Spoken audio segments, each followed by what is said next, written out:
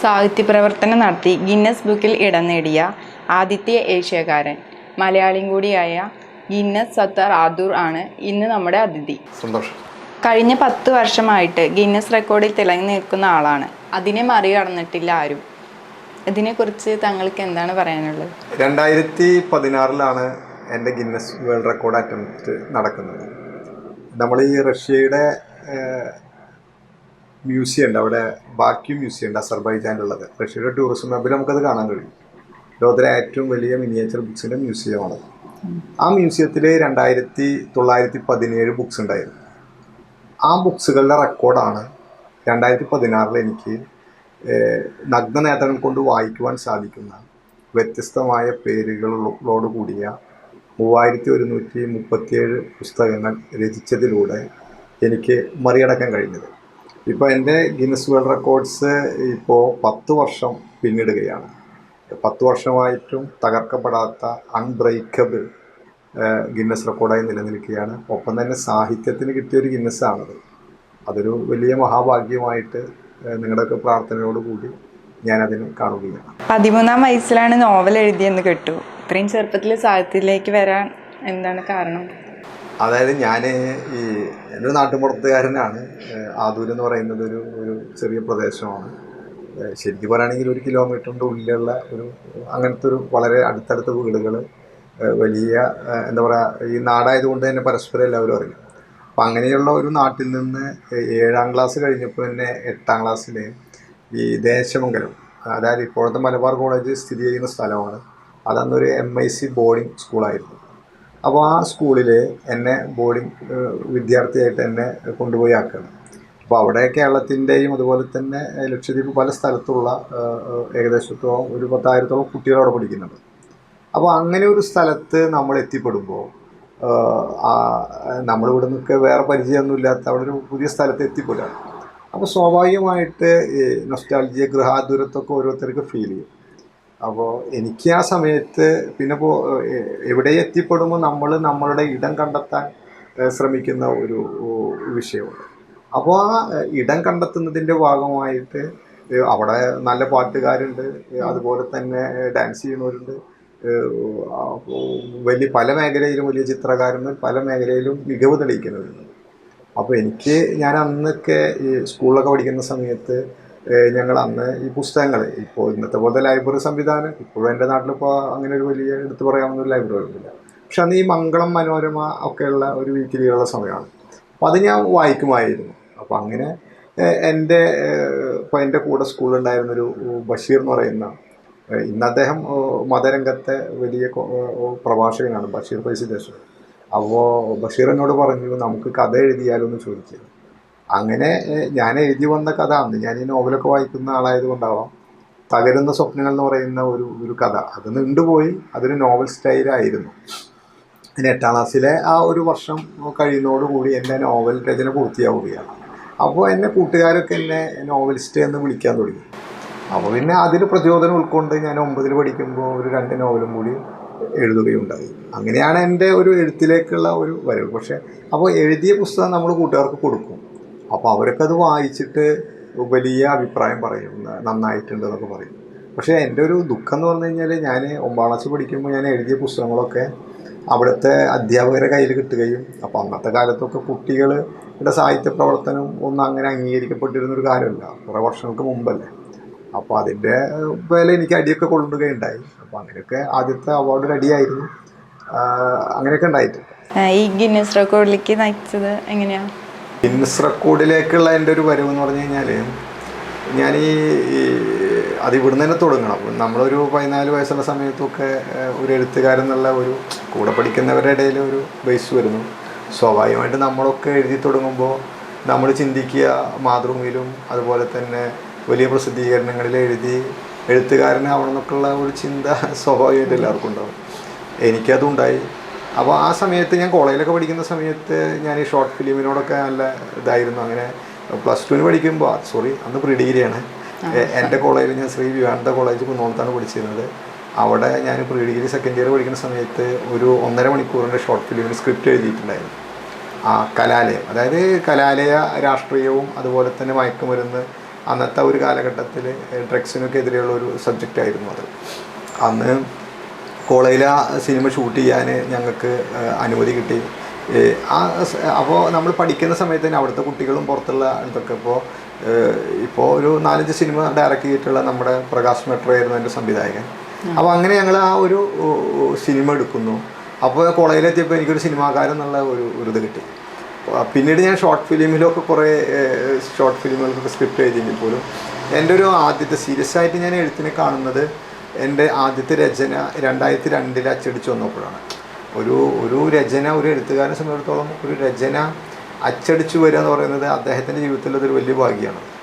അങ്ങനെ അച്ചടിച്ചു വന്നു. അപ്പോൾ പിന്നെ നമ്മൾ സീരിയസ് ആയിട്ട് ഇതിനെ കാണാൻ തുടങ്ങി. അപ്പോൾ നമ്മൾ ആനുകാലികങ്ങൾ എഴുതുന്നു, കഥയും കവിതയൊക്കെ എഴുതുന്നു. നോവല് 2006 എൻ്റെ ആദ്യത്തെ നോവൽ മിനാരങ്ങൾ പ്രസിദ്ധീകരിച്ച് വരാൻ തുടങ്ങി. പക്ഷെ ഇങ്ങനെയൊക്കെ ആകുമ്പോഴും സാഹിത്യം എന്ന് പറയുന്ന ഈ ലോകത്ത് ഒരു ഡിഫറൻ്റ് ആയിട്ടുള്ള ഒരു മൂവ്മെൻറ്റ് എന്ത് വേണം? അപ്പോൾ അന്നൊക്കെ വായന മരിക്കുന്നു എന്നുള്ള വലിയ ചർച്ച നടക്കുകയാണ്. അപ്പോഴാണ് എനിക്ക് മിനിയേച്ചർ പുസ്തകം എന്ന് പറയുന്ന ഒരു കൺസെപ്റ്റ് വരുന്നത്. ആ കൺസെപ്റ്റിൻ്റെ ഭാഗമായി മുന്നോട്ട് പോയപ്പോൾ പിന്നെ എന്നെ കാണുന്നവരൊക്കെ എനിക്ക് ലിംക ബുക്ക് ഓഫ് റെക്കോർഡ്സൊക്കെ 2014 പലരും ചോദിക്കാൻ തുടങ്ങി, ഗിന്നസ് കിട്ടുന്ന. അങ്ങനെയാണ് പിന്നെ അസർബൈജാനിലെ ആ ഒരു എന്താ പറയുക ചില്ലുകൊട്ടാരമാണത് ശരിക്കും പറയുകയാണെങ്കിൽ, ആ മ്യൂസിയം. അതിലെ ബുക്സുകൾ ആ റെക്കോർഡ് ബ്രേക്ക് ചെയ്യാനുള്ള ഒരു പെർമിഷൻ ഗിന്നസ് നൽകിയതിനെ തുടർന്നാണ് പിന്നെ എൻ്റെ നിരന്തരമായി ശരിക്കും പറഞ്ഞാൽ 8 വർഷത്തെ ഒരു എഫേർട്ടാണത്.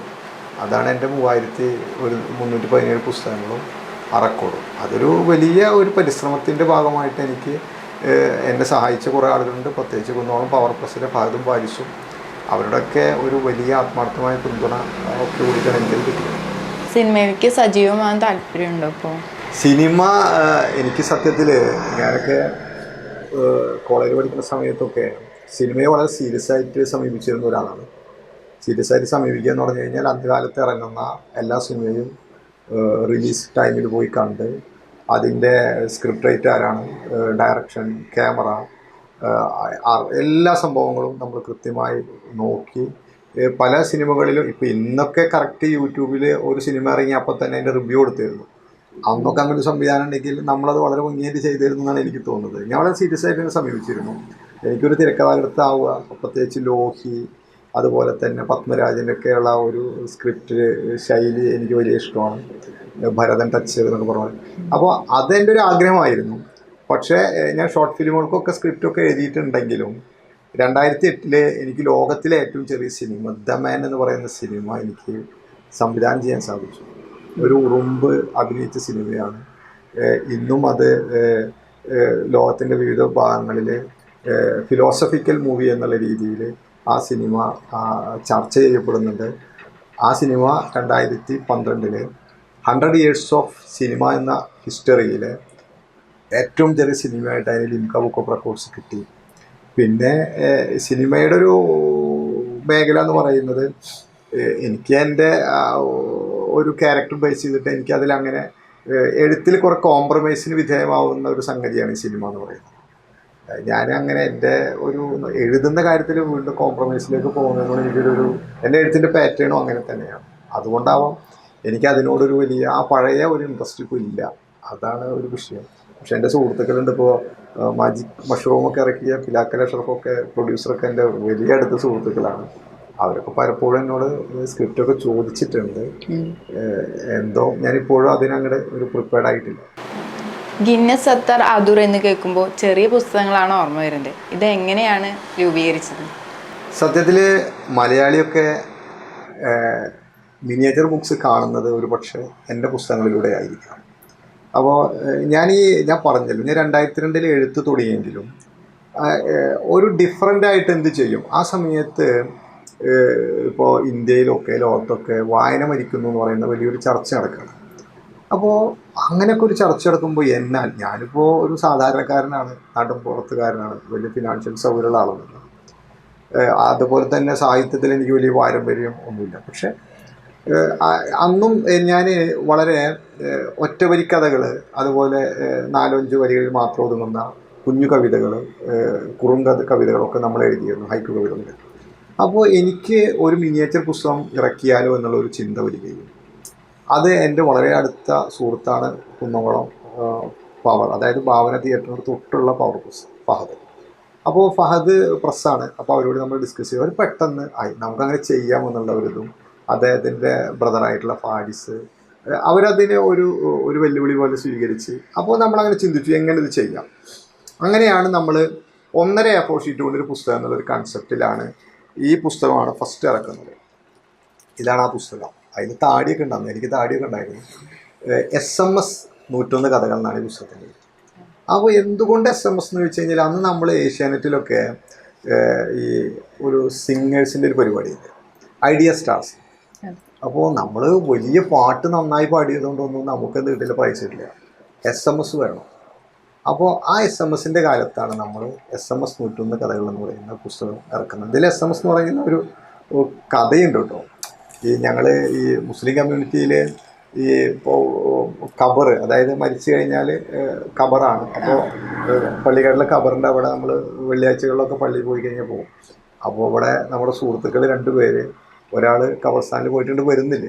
അപ്പോൾ പോകുമ്പോൾ കയ്യിൽ മൊബൈലും പിടിച്ചിട്ടുണ്ട്. അപ്പോൾ വളരെ രസികനായ മറ്റൊരു സുഹൃത്ത് ചോദിക്കുകയാണ്, അവൻ ഒരു മൊബൈലും പിടിച്ച് ഖബർസ്ഥാനിലേക്ക് പോയിട്ട് നേരം ഒരുപാടായി, ഏതൊക്കെ ഖബറിലേക്കാണോ SMS ചെയ്യുന്നത്? വളരെ ഫിലോസഫിക്കലായിട്ടുള്ളൊരു ചോദ്യമാണ്. അപ്പോൾ അത്തരം കഥകളാണ് ഇതിൽ ഉൾപ്പെടുത്തിയത്. അങ്ങനെ ഈ പുസ്തകം നമ്മൾ ഇറക്കി. സാധാരണ ഇപ്പോൾ എല്ലാവരും സാഹിത്യം എന്ന് പറഞ്ഞു കഴിഞ്ഞാൽ ഇപ്പോൾ എത്ര വലിയ സാഹിത്യകാരനാണെങ്കിലും അവർ ചെയ്യുന്നത് ഈ പുസ്തകം ഇറക്കി അത് വിറ്റ് വലിയ വിലക്ക് വിറ്റ് പൈസ ഉണ്ടാക്കുന്ന ഒരു പ്രക്രിയ തന്നെയാണത്. പക്ഷെ ഞാൻ എന്ത് ചെയ്യുന്നു, ഇതിനെ വായനയെ പ്രോത്സാഹിപ്പിക്കണമല്ലോ. അപ്പോൾ കാശിനെ വിറ്റ് കഴിഞ്ഞാൽ അത് പ്രോത്സാഹനമാവില്ല എന്നുള്ള എൻ്റെ ഒരു തോന്നലിൽ ഞാൻ എന്ത് ചെയ്തു, ഈ പുസ്തകം ഇറക്കി തൃശ്ശൂർ പ്രസ് ക്ലബ്ബിൽ വെച്ച് പ്രസ് മീറ്റ് നടത്തിയിട്ട് പറഞ്ഞു ആവശ്യപ്പെടുന്ന മുഴുവൻ ആളുകൾക്കും ഇത് സൗജന്യമായിട്ട് നൽകുന്നു പറഞ്ഞു. അതിന് അത്യാവശ്യം പുസ്തകം നേരിട്ട് കാണാൻ പറ്റാത്തവർക്ക് മടക്കത്തപാൽ സഹിതം കത്തയക്കാന്ന് പറഞ്ഞു. പക്ഷെ ഇത് വലിയ പത്രങ്ങളിൽ, എല്ലാ പത്രങ്ങളിലും ജനറൽ വാർത്തയായി വന്നു. അന്നത്തെ ചാനലുകൾ, ഇന്ത്യ വിഷൻ, അതുപോലെ തന്നെ ഏഷ്യാനെറ്റിലൊക്കെ എനിക്ക് ഒരു സുപ്രഭാതം എന്ന് പറയുന്ന ഒരു പ്രോഗ്രാമിൽ എനിക്ക് ഗസ്റ്റായിട്ട് പെട്ടെന്ന് ഇത് ക്ലിക്കായി. എൻ്റെ വീട്ടിലേക്ക് ഒരുപാട് കത്തുകൾ വരാൻ തുടങ്ങി. പിന്നെ ഇതിലെ കണ്ടൻസ് ഒക്കെ വെച്ചിട്ട് ഓരോ പത്രങ്ങളും ഇതിൽ അവർക്ക് ഇഷ്ടപ്പെടുന്ന കഥകൾ 4ഉം 5ഉം കഥകളൊക്കെ വെച്ച് എഴുതാൻ തുടങ്ങി. അപ്പോൾ എനിക്ക് എൻ്റെ ആ ഒരു പരീക്ഷണം ആളുകൾ ഇഷ്ടപ്പെടുന്നു എന്നുള്ള തോന്നലും, പിന്നെ ഒപ്പം തന്നെ ഒരു ക്യൂരിയോസിറ്റി. ഇപ്പോൾ വായിക്കാൻ താല്പര്യമില്ലാത്ത ആളുകൾക്ക് പോലും ഒരു കൗതുകത്തിൻ്റെ പുറത്തെങ്കിലും ഇത് കണ്ടു കഴിഞ്ഞാൽ ഒന്ന് മറിച്ച് നോക്കും. അപ്പം അങ്ങനെയൊക്കെ ഒരു സംഭവം ഉണ്ടായി. അപ്പോൾ അതെനിക്ക് വലിയ ഇഷ്ടമായി തോന്നി. അതിൻ്റെ ഭാഗമായിട്ട് പിന്നീട് നമ്മളതിൽ മുന്നോട്ട് പോകുന്ന ഒരു ശ്രമം. പിന്നീട് 2009 പുസ്തകം നമ്മളൊന്നുകൂടി ചെറുതാക്കി 101 കവിതകൾ എന്ന് പറയുന്ന ഒരു പുസ്തകം. ഇത് 1 ഇഞ്ചാണ്. ഇതൊരു 1.5 ഇഞ്ച് 4 സെൻറ്റിമീറ്റർ, ഇത് 2.5 സെൻറ്റിമീറ്റർ 1 ഇഞ്ച് ഈ പുസ്തകം ഇറക്കി. ഈ പുസ്തകവും ഇതുപോലെ തന്നെ നമ്മൾ ജനങ്ങൾക്ക് കൊടുക്കുകയാണ്. പിന്നെ കാണുന്നവരൊക്കെ എന്നെ കണ്ട പുസ്തകം ഉണ്ടാകുന്ന ചോദിക്കും. പിന്നെ ഞാൻ ഈ കല്യാണങ്ങൾക്കൊക്കെ പോയി കഴിഞ്ഞാൽ ഗിഫ്റ്റായിട്ട് ഞാൻ പുസ്തകമാണ് കൊടുക്കുക. ഹൗസ് വാമിങ് പരിചയപ്പെടുന്നവർക്കൊക്കെ പുസ്തകം കൊടുക്കുക എന്നുള്ള ഒരു കൺസെപ്റ്റ് കൊണ്ടുവന്നു. പിന്നെ 2010 ഞാൻ പുസ്തകം ഒന്നുകൂടി ചെറുതാക്കിയിട്ട് 50-50 എന്ന് പറയുന്ന ഈ പുസ്തകം ചെയ്തു. ഈ പുസ്തകത്തിൻ്റെ പ്രത്യേകത, ഒരു ഭാഗത്ത് നോക്കിയാൽ നമുക്ക് കഥ വായിക്കാം, ഇംഗ്ലീഷിലാണ്. ഒരു ഭാഗത്തുനിന്ന് കവിതകൾ, അതായത് ഈ 2 പുസ്തകങ്ങളിലേക്കും വളരെ ചെറിയ കഥകളും കവിതകളുമാണ് ഇതിലേക്ക് ഉൾപ്പെടുത്തിയത്. അങ്ങനെ ഈ പുസ്തകവും ഏകദേശം അപ്പോഴേക്കും ഒരു 3 വർഷത്തിൻ്റെ ഉള്ളിൽ ഒരു 10,000-ഓളം പുസ്തകങ്ങൾ നമ്മൾ സൗജന്യമായി കൊടുത്തൊരു സാഹചര്യം ഉണ്ടായി. പിന്നെ എനിക്ക് നന്നായിട്ട് ഇത്രയും കാര്യങ്ങൾ ഹിന്ദു, അതുപോലെ Indian express, times of India, അതുപോലെ തന്നെ ഇന്ത്യ ടുഡേ, അങ്ങനെ ഒരുപാട് പുസ്തകങ്ങളിൽ ഇംഗ്ലീഷിലും ഹിന്ദിയിലൊക്കെ വന്നു. മലയാളത്തിലെല്ലാം പത്രം നമ്മൾ നന്നായി സപ്പോർട്ട് ചെയ്തിട്ടുണ്ട്. എങ്ങനെയോ 2011 ലിംക ബുക്ക് ഓഫ് റെക്കോർഡ്സിൽ എൻ്റെ ഈ വിഷയങ്ങളൊക്കെ കൂടി എനിക്ക് റെക്കോർഡ് കിട്ടുകയും, അത് റെക്കോർഡ് പുസ്തകത്തിൽ എൻ്റെ പേര് ഫോട്ടോ കണ്ട ഒരു സുഹൃത്ത് വിളിച്ച് പറയുകയും, പിന്നീട് എനിക്ക് ലിംക ബുക്ക് ഓഫ് റെക്കോർഡ്സിൻ്റെ സർട്ടിഫിക്കറ്റ് കിട്ടുകയും, അങ്ങനെ എനിക്ക് ലിംക ബുക്ക് ഓഫ് റെക്കോർഡ്സ് കിട്ടുകയും ചെയ്തു. അപ്പോഴും ഞാനിതിങ്ങനെ തുടർന്നു പോകുന്ന ഒരു സാഹചര്യം ഉണ്ടായി. അത് പിന്നെ ഇങ്ങനെ കണ്ടിന്യൂസ് ആയി മുന്നോട്ട് പോകും.